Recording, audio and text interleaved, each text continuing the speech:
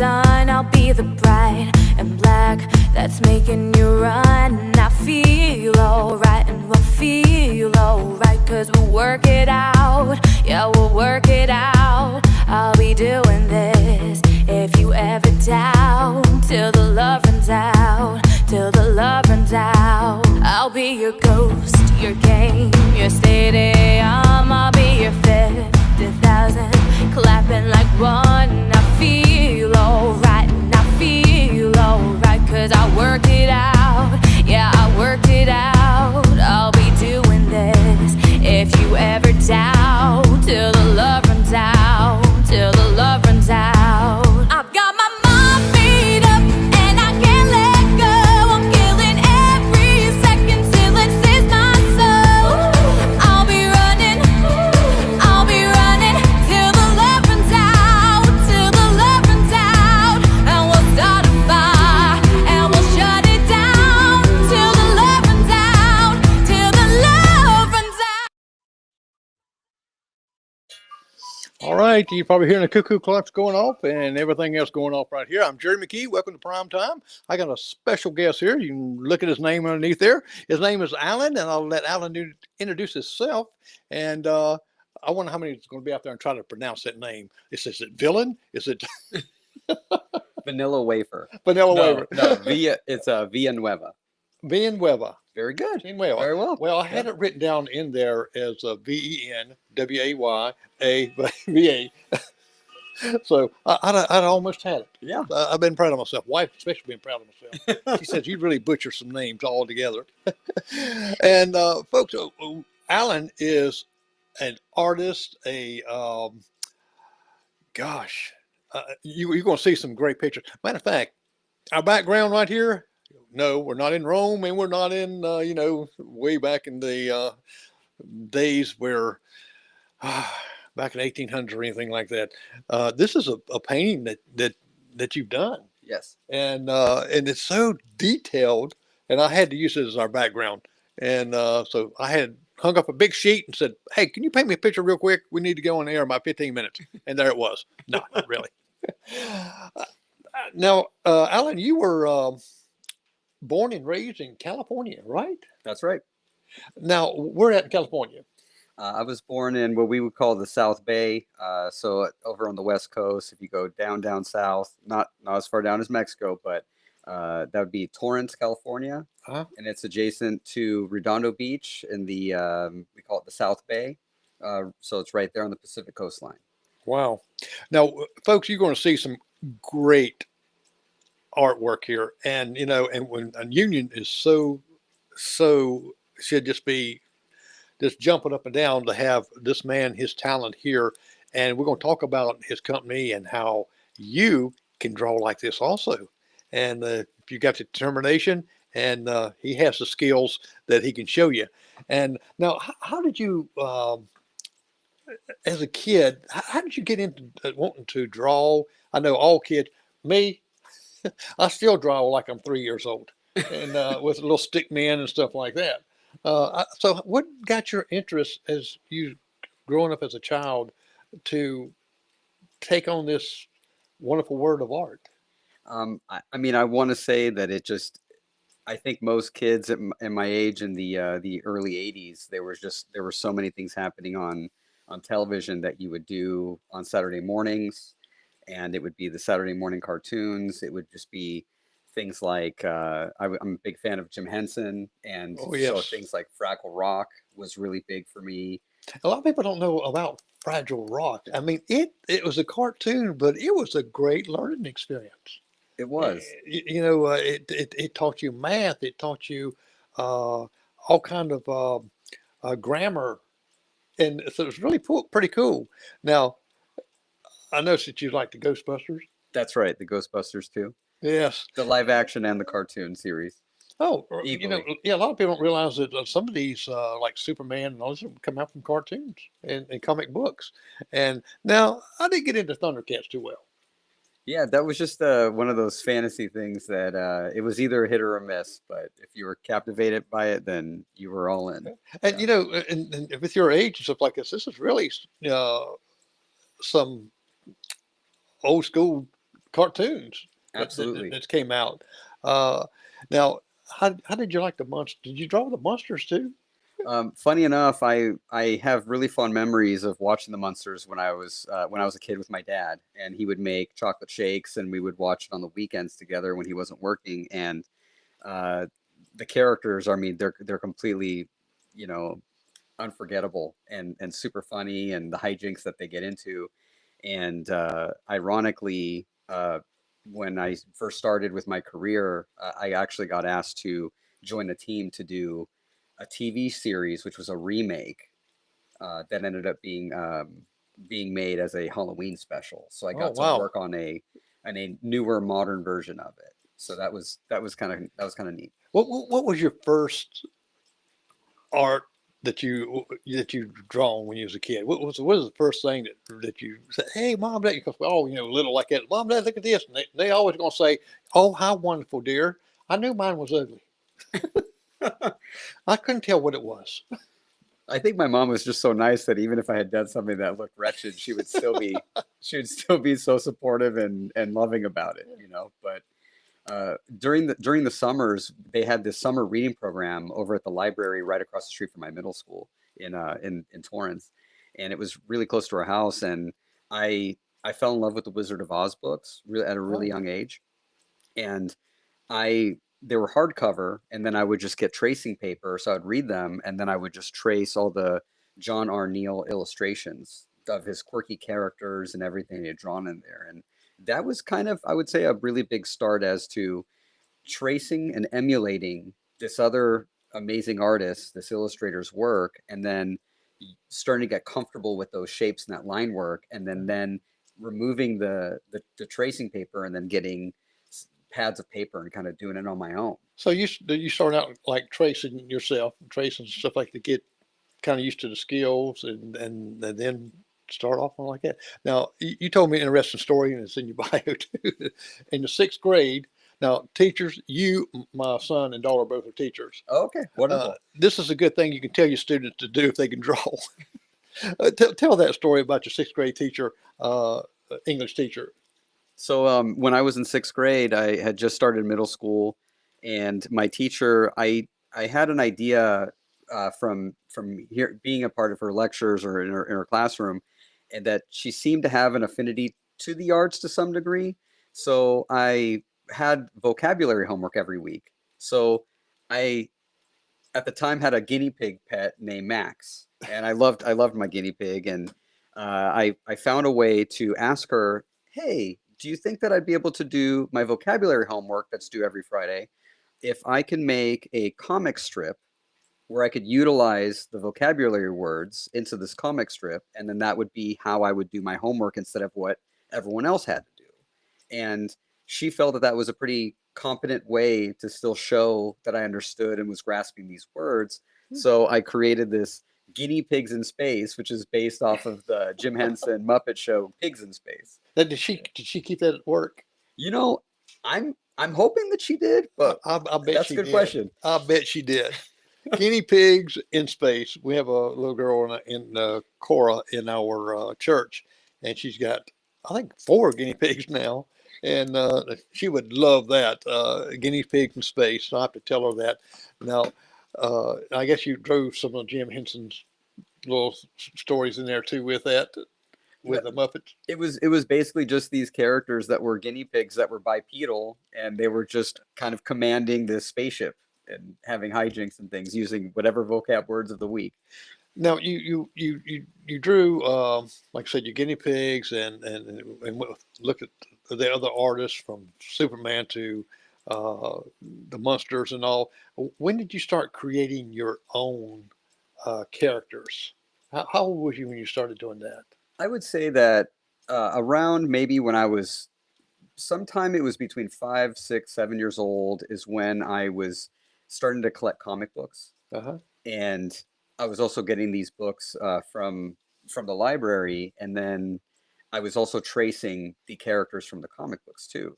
And that's when I started realizing that there's these universes of all these characters where they're all intertwined and they have these interesting, compelling stories. So then I said, you know, I'm not just gonna enjoy these. I need to start making my own. Yeah, I mean, Yeah. I thought, and I know you said some of them you made some gruesome monsters, and I can imagine your mother looking and says, telling your dad says there's something wrong with him. He's look what he's drawing. And what's funny is my 8-year-old son, he's kind of following in the same footsteps, and I'm encouraging him, but I'm just letting him kind of ride and do Let him his do own thing. his own. But I kind of have those same moments of like, oh my gosh, I hope he's. And now I'm having it. It's like a reflection of what I was probably like with my mom and dad. Yeah. Now, when you was growing up as a kid, we all did something to raise money for ourselves. Whether it be a little bit of allowance. I don't think I got much of allowance because you had to behave to get the allowance, and I didn't get much of there. But I did go around with a wheelbarrow collecting bottles to take down to the stores and get a little money there. Now, you got your money, and what did you do with it? I needed to get things to just keep encouraging me to draw, and I was collecting comic books. I was using my money to get collector's cards, these Marvel superhero cards, DC Comics cards, and comic books and action figures. Spider-Man action figures, Star Wars action figures, and I just started collecting the series of them. But I did something that a lot of kids weren't doing. In 6th grade, I met a friend named Jason Pollard, and his father actually had a whole collection where he saved them in the boxes and kept them in mint condition. And I was completely enamored by his collection, so I said, you know what, I'm gonna keep them in the boxes. So in 6th grade, I was keeping these toys, hanging them on my wall, but they were still in the On the boxes. box. Do you Yeah. still have those? And I still have those. Oh, Yes. wow, wow. Because I know a lot of times a lot of these cards uh, become valuable after so many years. I'm trying to think what the one card that came out I thought was, I mean, it had these gruesome monsters doing all these crazy stuff. I can't think of the cards now that used to come out then that we collected, and now they're worth way up there.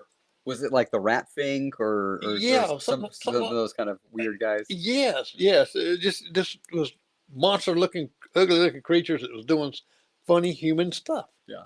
and that's what we kind of collected. Mine was never in a box. Yeah. Mine scattered. Yeah. But that's I think what a normal childhood would be like, right? Yeah. Yeah, I guess you can. I guess that's normal. Yeah. What was one of your favorite characters that you like to draw on? I would say Spider-Man was really fun to draw, and the Green Goblin, arch enemies of one another, and but I would say, yeah, a lot of the characters from the Wizard of Oz were really fun to draw, and characters like Thundercats, Ghostbusters, things like that. But as far as things that I was creating on my own, they would vary. They would be nonsensical, or they would be fun, or they'd be cute, or they would be powerful and muscular, or they would be, some kind of a villain or something like that. So it was a new day, and it was a new character design. Oh wow, Yeah. yeah. People, including myself, say we can't draw a lick, and that's because we don't take time and let our artistic, far as computers wise, creating stories, writing stories, and doing things like that. I can do, Mhm. uh, but draw. You'd laugh. You'd say, "Don't ever do it again." It's like singing. Don't ever do it again. Now, I know your parents really encouraged you to take this field and draw because they probably was overwhelmed, saying, "Wow, this my son's got talent." Uh, did they send you to a some type of university, or I think you went to some summer drawing classes? That's right. That's right. I was really blessed that in our right down the road from our in our community, we had this center called the South Bay Recreation Center, Mhm. and the Torrance, the city of Torrance, was had that center, and they would offer classes. I mean, they would have tumbling, they'd have ballet, they'd have drawing, they'd have. I mean, they had pretty much a lot of the things that like the YMCA also would offer too, but they also had a lot with the enriching arts, theater, things like that. And I found these classes with my mom and dad. We were going through the catalog, and the first ones that I was starting to take were cartooning classes. And cartooning is great because it was the introduction to shapes and how when you start to combine those shapes together, how that you look. I mean, it was a lot of the classics like Bugs Bunny. It was a lot of the classics like the Yogi Bear and like Hanna-Barbera stuff too. So I mean, it was it was it was fun to get into those classes. And my teacher, Patrick Tierney, Hmm. and he actually might be listening tonight, and he was my teacher, and I'm so thankful that my mom and dad had signed me up for these classes, and Patrick was my teacher, and after I had my one class with him, I think it was all extracurriculars. This was all either after school or on the weekends during the school year, or it would be summer or a spring or a winter. And they just kept signing me up, and I'd just be like, okay, where's Patrick Tierney's name? That's the class I'm going to take. Oh, right. Yeah, Well, and you mentioned in your bio a little bit that he was a funny guy. he He was. He was. so he made art the fun and get you because a lot people. My son he teaches and my daughter too, and they get creative into getting the students wanting to learn. Mhm. And uh, my son's high school students wanting to say, let's meet over here. Let's go hang out somewhere and go get supper, and we'll do like a mob. All of us go at one time, and this is in high school. They don't want anything to do with teachers, but they get creative Mhm. and something like that. Patrick got your creative juices really going, Absolutely. Yeah. and now And he was super funny. So I think a part of my sense of humor being around him too kind of started to build up on that time. But also how you can incorporate a sense of humor also into your artwork and as like your artistic voice too, which I can clearly see with his. So it was really, really well, I fascinating. know it's not all like you're kind of like the Far Side, but in a higher scale up. Yeah. Now, your newfound skills, you challenge yourself in creating new things, which led you on to a wide variety of besides sticking with one art. And sometimes people stick with painting a fruit or painting this right here and going in that direction. Mhm. But it seemed like your skills went all over the place for different things, a very variety of things. Absolutely. Absolutely. Yeah. It was, even though it was always very character centric, I would still kind of branch out to do things because I was completely captivated by the character, but then the character had to live in a world. So what was that world like too? So then that's when and how they interact with other characters and what their disposition is. Is it a good person with a good soul, and is that the character is that a character that would be lovable, Right. or is a character would have to counterpart that. So you'd have to create the villain and then all the supporting characters, and it was but yeah, pretty much anything that I had a chance to draw, I was trying to learn whatever I could. Well, let's look at some of your drawings. Sure, I have the right one clicked up because I'm going to do the other one later, and then when we get into your movies, we're going to show about a 2 minute clip there, let people see a little bit about that too. Yeah, So absolutely. let me click. Yeah, I think it is here. All right, and now this is some Army of the Dead. This is some of the characters that you've wrote for the movies. Is that correct, or is this some of this? That's correct. So this, I was very fortunate that a costume designer named Stephanie Porter had brought me on to this project. It's on Netflix. I don't know if it should still be on Netflix too, but we had to do all these zombie hunters. So it's this really fun zombies in Las Vegas. Now on the right is actually the guy, right? That's right. So the one, so Dave Bautista, the actor, he's on the right hand side. So that's actually a movie still from the set, and then the two illustrations on the left hand side. Those were my illustrations, and the more realism that I can incorporate in them, the more you can get an approval for the illustration, which means they could build the costume. and then they could get the fittings with the actor to start wearing the clothes. Okay, let's go to this next one here. Now this is a variety. So this is interesting. I was very fortunate to work over actually with the visual development team at Marvel Studios over in Burbank, and it's a really close knit, very talented and very lovely group of men and women that work together on all of these films and TV series that Marvel Studios has been putting out.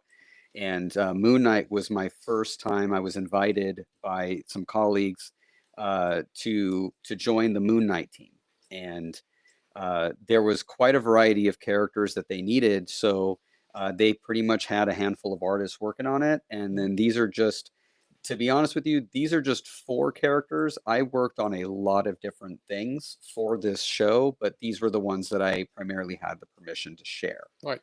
And people don't realize that, and I remember grandson when he's growing up, he loved animation.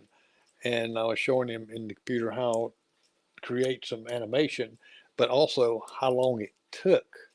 I did like it might have been a 9 second where the 20th Century Fox, where the lights going back like that, and I put my name and his name and stuff on there, and to render that from my computer into a movie was like 48 hours for it to render, I believe it. and Yeah. that's why they got such a team that works on animation. So I think his interest went elsewhere after that. He don't have patience. Me either. Let's see what the next one is here. All right. Is the one on the right real? Or Yeah, so the one on the I have right, to ask. yeah. This was a character named Nadu, and she's a Comanche Indian, and this movie is actually a part of the Predator franchise, and they aired it on Hulu. I was hoping they were going to have a theatrical release because I felt like it was a very wonderful story to tell, and Mr. Trachtenberg, who's the director, had also done Cloverfield Lane, and I feel like he really knocked it out of the park. But I worked with Stephanie Porter, who also hired me for Army of the Dead, and then she had called me to work on this movie with her too, where these were a lot of her ideas. So that's another aspect of my job too, where it could vary. On Moon Knight, I had free reign to just create. That's what the task was. But in this situation, she had a very specific idea of what she was looking for, down to, I mean, historical research and staying true to the culture and this specific tribe. And these were details that she really would like to have on the costume. So I made sure that I was able to incorporate those things. And then the image on the right hand side is a still from the movie of the character. Now, when do you get to? Did they give you a script to read sometimes? On occasion, I get to read the script, and sometimes they don't give it to me. So Right. and it could be because the script is in development, or sometimes there's no time. But it's really interesting because when I'm able to read the script, then the movie's kind of ruined because then I know what happens at the end. Oh yeah. Oh well, and you've probably sworn to secrecy. You cannot say nothing. Absolutely. Yeah, we have like a whole entire Encyclopedia Britannica size of NDAs that we have to fill out. It's almost too, like HIPAA, yes, absolutely. but in the art form. And I recognize these Starfleet guys. Yes. So one of the costume designers that I work with quite a bit now, her name is Christine Beaslin Clark, a wonderful woman, hired me to join her team to work on Star Trek Picard, and she put me on Patrick Stewart on Mr. Picard's outfit, the one on the far left where he's wearing his classic suit.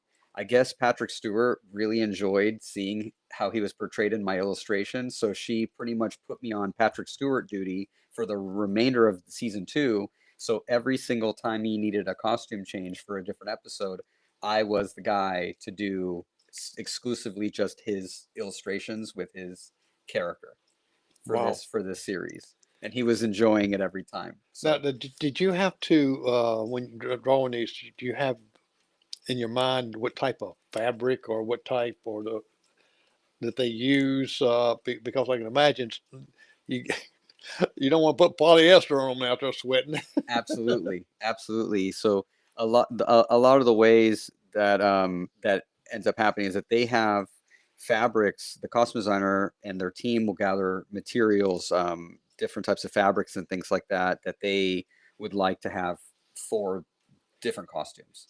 Because that's a part of where I've been is the Costume Designers Guild. So that's the union that I've been a part of for Right. 14 years that allows me to work on these. And then I work under a costume designer in most of these situations where then they'll give me their input, and then I have to find a way to emulate the fabric that they give me, how it drapes. Like a wool could drape different than a silk, or a polyurethane armor would look different than a metal, right? So I have to be able, I have through my training in going to get my Bachelor of Fine Art in illustration, it actually helped train me to be able to draw different types of materials and things like So that you too. really actually you had to be able to draw this material, you had to either look, feel, or see this material to get that vision. Because how else would you get the vision unless you've seen or touched it, right? Exactly. Oh, Or okay. sometimes it's just online. You just you try to see different pictures of it, sometimes videos of people walking with it, and that usually helps give a better idea of what it looks like too. Wow. Now that's to me just blows my mind because you think you just well you just draw it out and put it out there, but it's a lot to this. I've got to ask you this. Let's flash back to your high school uh, where you uh, designed your own comic book, Yes. and tell me a little bit about that comic book. So I had because I had such wonderful support from my mom and dad with encouraging me with these art classes.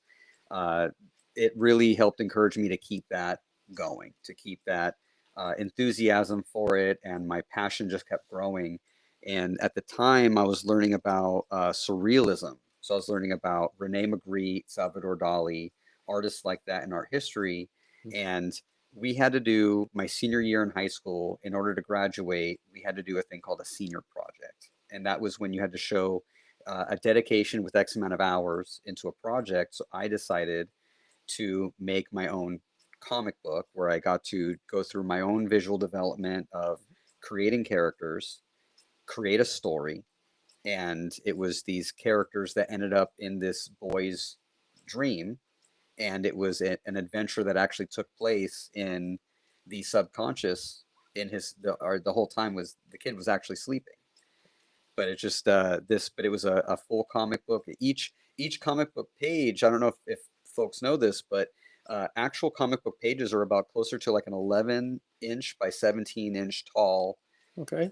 Bristol board type paper. And then that's how, when they shrunk down to the comic books that you hold in your hand, that's how they're able to get all those little details in. So I was actually able to then illustrate the whole thing on a macro level to get all those details into it. And I Well, really I, enjoyed it. I didn't know that, and I'm working printing. Yeah. And how many pages was your book? Because I imagine being at university, you had to, you couldn't be like 5 pages here. I'm finished. Yeah.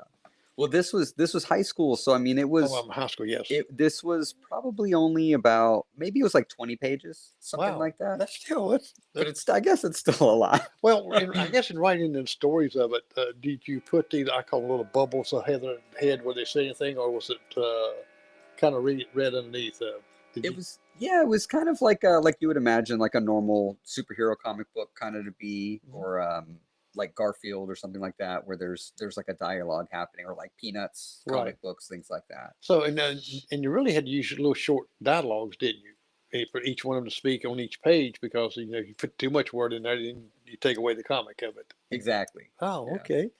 Now, uh, you went to California State University at Long Beach, the art program. that's right. Uh, Tell me a little bit about going into there. So fun fact, I applied to about 3 different schools, and Long Beach State was one of them that actually had accepted me. And the reason why I applied there was because Patrick Tierney, my teacher from my childhood, what was interesting was that I found out that he went there. I think I ended up finding out through my mom, or he told me, And I found out that, and I said, well, if he went there, then I need to go there, period. So I applied there, and funny enough, I also applied to UCLA. My father is a Bruin, and he went Uh-huh. there, so it was kind of like that. I want to big shoes to fill. I want to make my dad proud, so I applied there, but they did not accept me into the to their art program, or to accept their university. But Long Beach State luckily accepted me, and I was able to meet some really wonderful other artists, and that really inspired me, and we had a really great time, and it was really encouraging to be around this group of guys and gals. Now, you painted, illustrated, you sculpted. That's right. How was that sculpted? I mean, to me, it's like, wow, that's on the other spectrum. So, what's some of your sculptures? So we actually had to take this really, really amazing class. I'll never forget it. So it's called Anatomy for the Artist, and the throughout the course of the semester, this is gonna sound very involved, because I guess it was, but we had a model of an écorché of a human body with all the muscles and the skeleton, Wow. and we had to sculpt every single muscle. We had to sculpt every single bone onto this. It had an armature, so Uh-huh. it was a wood platform with a pipe coming out, so, and it was a skeleton about maybe, I'd say maybe about maybe 15 to 17 inches tall, and we had to know the point of insertion, the point of origin for each muscle, and that was how we were getting graded. So we're sculpting them, but also learning anatomy at the same time, and that was just something that we did, and that was a class that we took in college. Wow. And did you study abroad, like in France and Italy also? I actually was very fortunate. I was actually at the time minoring in Italian, and was taking, because it was a foreign language class that I was interested in. Uh-huh. And even though I speak Spanish, I'm Hispanic. Um, I was very fortunate to get accepted into an API program where I got to study in Firenze in Italy, and I studied advanced drawing, oil painting, art history, and even kind of like journal writing kind of a class too. Wow. My goodness. Well, that sculpture, that'd blow my mind right there. They'd have looked at mine, they'd threw me out altogether. Now, you also studied film directing. Was it Thai thing? Senga, Thango. yes. Okay. So yeah, I'm sorry. Go ahead. No, I was just saying, I was trying to get that out there, but uh, was this your being an art director? Is it your first film project? So that was pretty much my first one. I was at the tail end of finishing my Bachelor of Fine Arts in illustration, and I'm at the tail end of my college career. My professor, Robin Richson, she is also a member of the Costume Designers Guild. So that was also how I found out about how to get into this union, which is what I'm still a part of to this day. So she tells me I'm hungry. Like I'm telling her I'm hungry for work. I want to get experience. I'm being very tenacious about it, and she knew that, and I think she was very happy to hear that there Right. was someone that just was champing at the bit to do it. So she says, you know what? I have an opportunity. There's this university called Chapman University in Orange County, California. They have film students that are going to be getting their masters to graduate, but they have to create a short film as a way for them to show the mastery of their art in theater production, or as a director, or whatever it is that they're interested in doing. So she said, there's probably nothing that's going to happen. You're probably going to get paid, and you probably won't get paid at all, but at least you're going to get experience to work with an actual student film crew, and maybe you could draw some cool stuff. Wow. So I hopped onto it. Now this was a film was and this is Hawaii. That was, I think it was called Stones. That's right. That's right. Stones Yes. Sundance Film Festival. That it was, I guess, presented in that in 2011. Yeah, Was it? I would say this was in well, it was actually probably, I think, around, I want to say 2000, and it was somewhere between, I think, 2008 and 2011. Okay. Yeah. And this is kind of like a springboard to your career, right? In a way, it was because I then worked with the director Tai Sanga, he's from Hawaii and he's a fantastic guy, and I haven't seen him in a while, and I really hope that he's doing well. But he had this story based off of it was an indigenous mythological tale based off of the legends of his Hawaii, and this is based off of a lot of what they believe, which I think is beautiful. And it's about how the original inhabitants, that if the sun touched them, they would actually turn to stone. And that's why you have a lot of these stone formations that Right. look almost kind of humanistic that are on the island.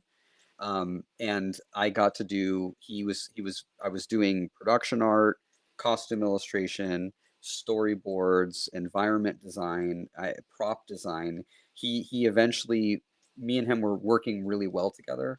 So he then pretty much had me assist he already had technically an art director on the project already that was also graduating with him, but he Right. said, I love how you're assisting, so I'm going to have you also be an art director too Wow. to assist with that. Did you get to go to Hawaii? And then this project that supposedly nothing was going to happen, they then called me to go to Oahu, and they paid for my room and board, and we got to just film in jungles, and I got to get Oh, my hands dirty, and I learned. That crew was amazing. It was such an unbelievable experience. I got to learn about gaffing and how they do the lighting setup and hauling the really heavy equipment into oh yes. jungles. And I mean, my hat is tipped to all those individuals that have to do all that behind the scenes Uh, hard work. my hat's out because I have to do it all. I'm my own roadie. Exactly. And So I yeah, understand. and I your totally lighting, just understand. like our screen behind us, if you don't get that lit up, in the right way, it's going to look horrible. Exactly. It's like well, we're going to see a little couple minutes clips here of some of your artwork versus some of the actual action movies and things. So, folks, we're going to bring us to you and let you see some of the good stuff here.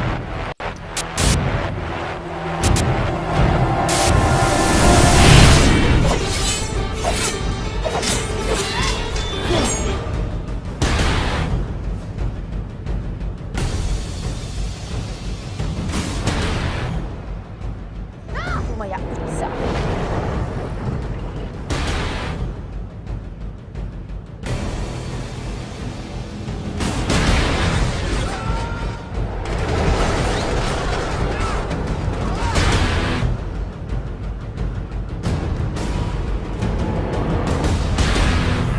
I left my meds in the house.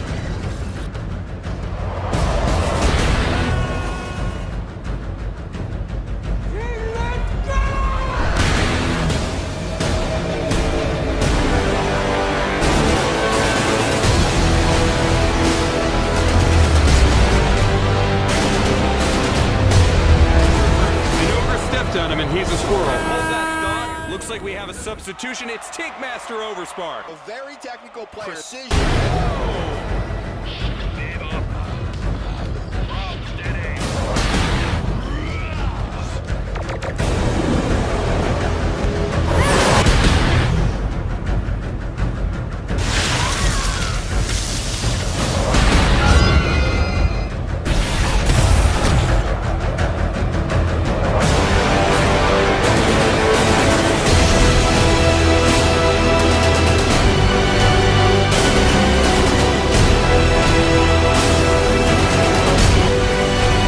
Going upstairs. I have to stay here. No way out of there! Warning, temperature level exceeded.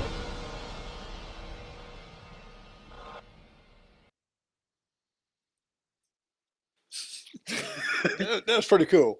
Man, It's a little intense. yeah, I mean, that's amazing. Now, we're going to talk a little bit about your business. Okay. Uh, uh, 'Cause I definitely don't want to leave that out. Uh, and folks, you can see the little ticker down below us. You're there. You can see where you can contact him. Make Believe Machine. Uh, Tell me a little bit about Make Believe Machine. Okay. And this is right here in Union. This is in Union. All right. Make Believe Machines in Union. Yes, and folks, you can look underneath there. You see the website you can go to, and also the Facebook page, Make Believe Machine, and his number's there, and so you have even contact him very quickly. So tell me a little bit about this Make Believe Machine. So the last year or so in the film and television industry has been kind of unpredictable, and a lot of things between contract negotiations and strikes and things like that has actually left quite a lot of us unemployed. So actually, it had been probably about almost a year of me not working. The last film that I had worked on was, what year are we in? 2024. 2024, yes. So last year, I was working on the third installment of the Tron franchise, Tron Ares, and that was the last project I had worked on. And I was really struggling to find work, and I was even trying to find work I was applying to Costco to be a cashier. I was applying to I used to do customer service when I was a kid, and when I was younger at like Dairy Queen, and I was a busboy at an Italian restaurant. So I was starting to apply to a lot of different jobs, and I was like, I'm a father, I'm a husband, and I need to provide. Right. And but the interesting thing about it was that, I don't know, that I just kept leaning towards and at nighttime I'd put my children to bed, but I would be drawing, or I'd be always thinking about things creatively. And even though I'm spending my days applying to jobs and nothing's really panning out, the film industry is still, even though the negotiations were finalized and everything was going on, there was still really no work happening. And then you throw artificial intelligence, AI, that really put a huge damper on creative people at large, not just my profession, but graphic designers, storytellers, and it's evolving quite at a rapid pace. And even all my freelance clients completely dissipated because they figured out that they could just do what they think they could try to get this machine, or as I call AI Skynet. If you've watched the Terminator movies, you know how evil that could be, right? Right. And to me, AI is good in certain things, but it's not going to take place of things, because it cannot do what your mind can do. It's going to have someone telling that AI what to do to start with. Exactly. And I've went to drive-ups that's got the AI. My fact, the wife did today, and she got to the window. He done added, like, the AI had like $15 to her bill. You know? I believe it.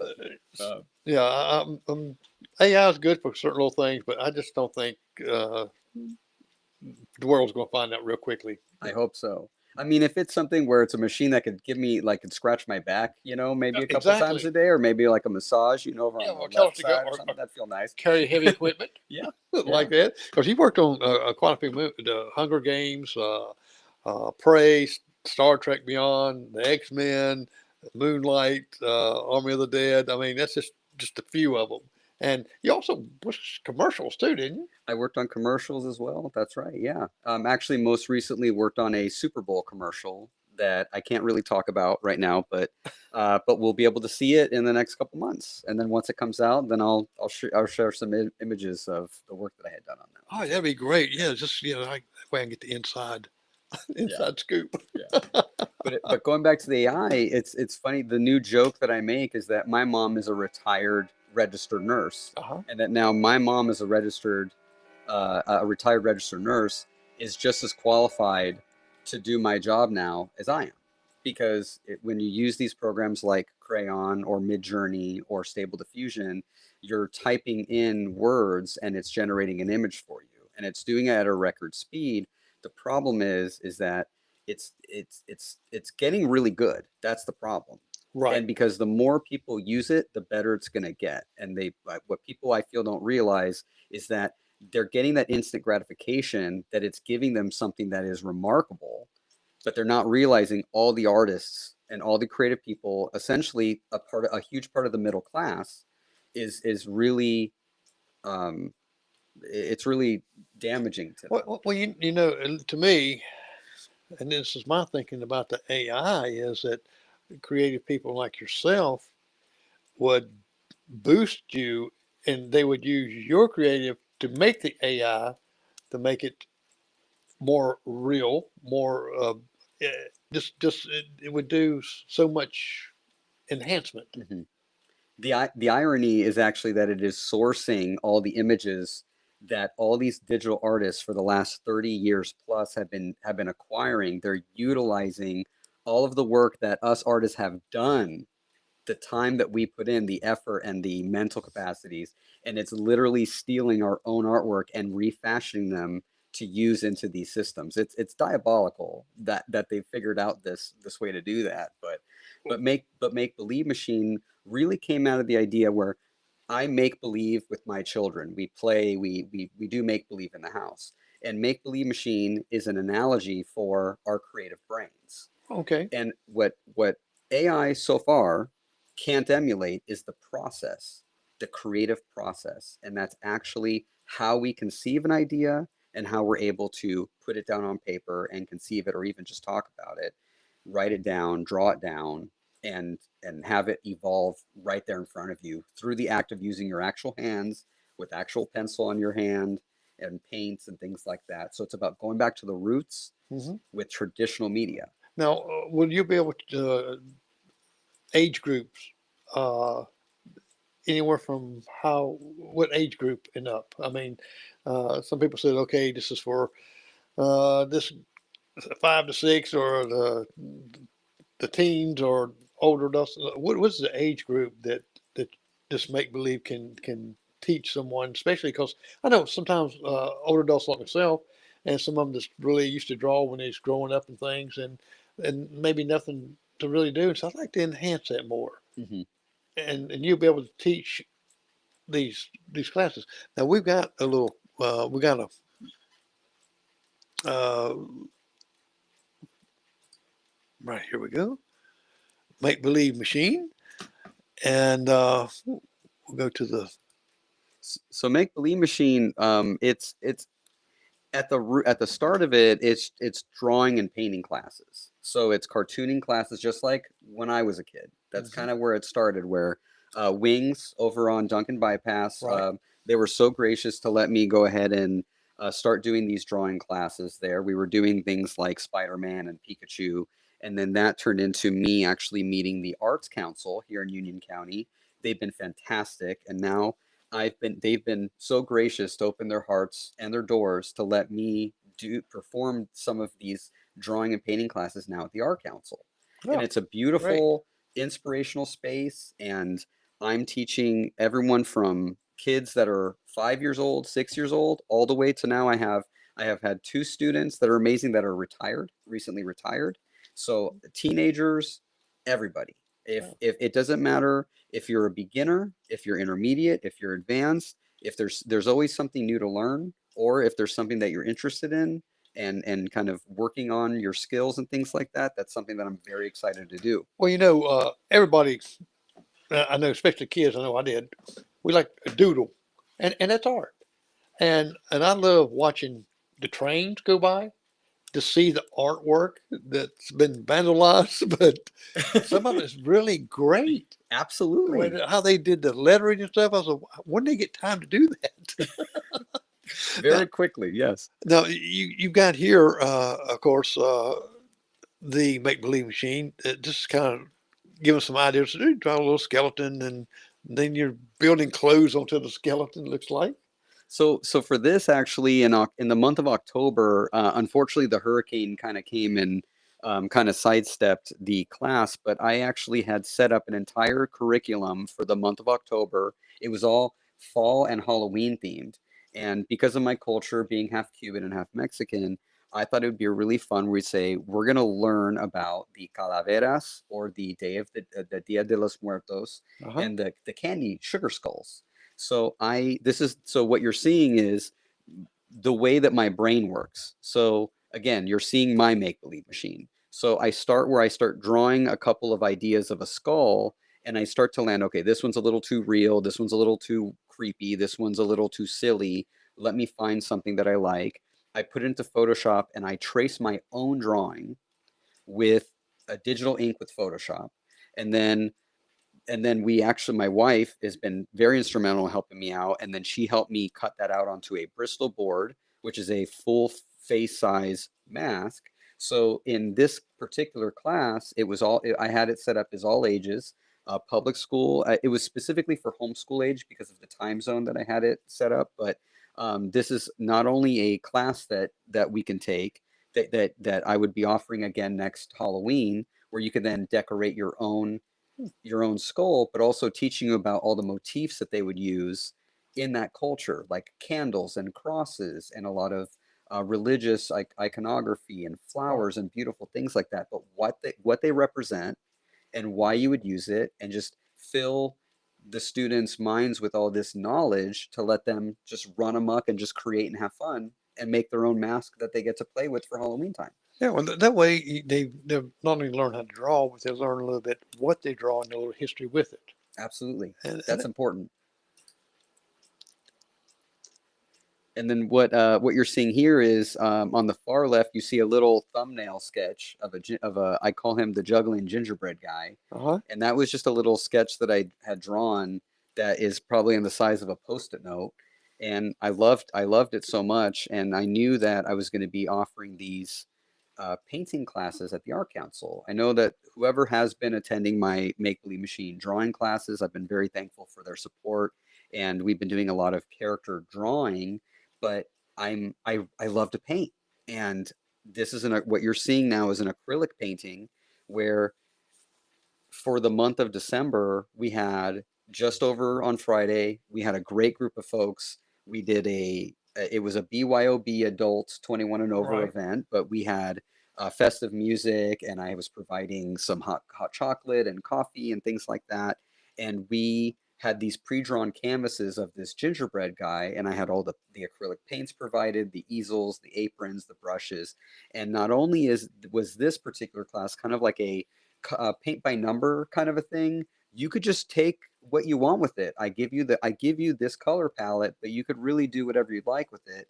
And I'm also walking around and I'm providing painting techniques, like if you Right. want to do mixing or blending or a dry brush, or how to do stippling to do like the sugar texture on the gumdrops and things like that. So I was Right. kind of trying to find a way of also navigating and being in tune to every student.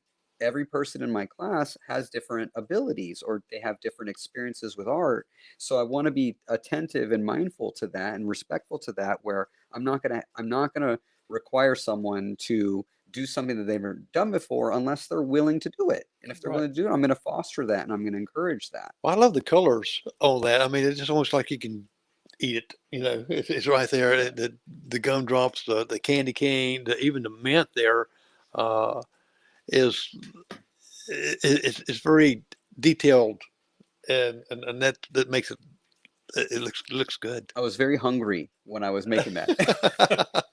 But yes, I just wanted to show that that's a part of my creative process. I have not just these events that I'm throwing and these workshops. And by the way, also, if someone's interested in doing wanting to contact me to do a one-on-one session, things like that too, college prep, or even just with a group of folks at your church or your organization too.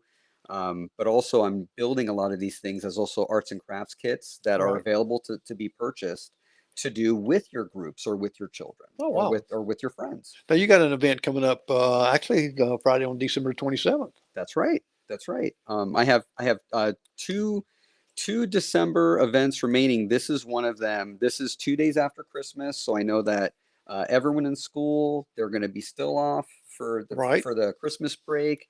I'm going to be providing these pre-drawn canvases. I do have spaces still available for this class. I'm going to have some really fun kids Christmas music. I'm going to have coffee for the grown-ups because I run off of coffee. Most grown-ups that I know that have kids run off of coffee too. We're going to have a really great time. Kids are just going to have paint and brushes, aprons. Bring some tender, loving care clothes that you don't really, that is maybe partially worn, so that we don't have to Right. worry about the paint ruining them.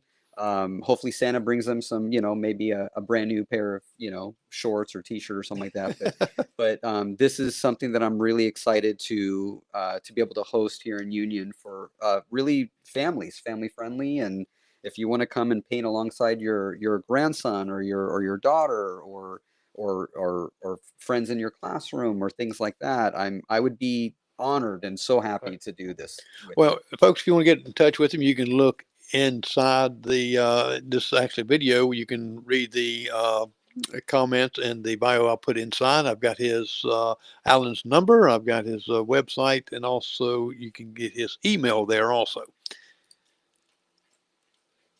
Now, this is one here is that's an unusual character. Yes. So something that I'm branching out with is I have been focusing on Union County, and I actually, by being at the Walmart in Union, this was shortly after the hurricane, I sparked a conversation with a gentleman in line at the register, and he shared with me that he is the owner of Cheerful TCG over in Spartanburg.